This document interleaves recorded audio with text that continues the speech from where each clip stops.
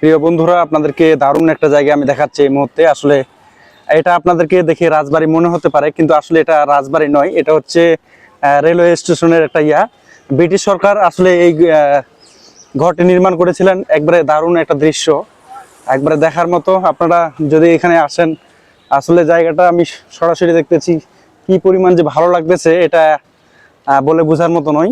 দারুণ একটা দৃশ্য। এখানে প্রচুর মানুষের সমাগম হয়ে থাকে, দূর দূরান্ত থেকে মানুষ এখানে আসে আসলে পরিদর্শন করার জন্য। খুবই সুন্দর একটা জায়গা, আপনারা চাইলে অবশ্যই আসতে পারেন।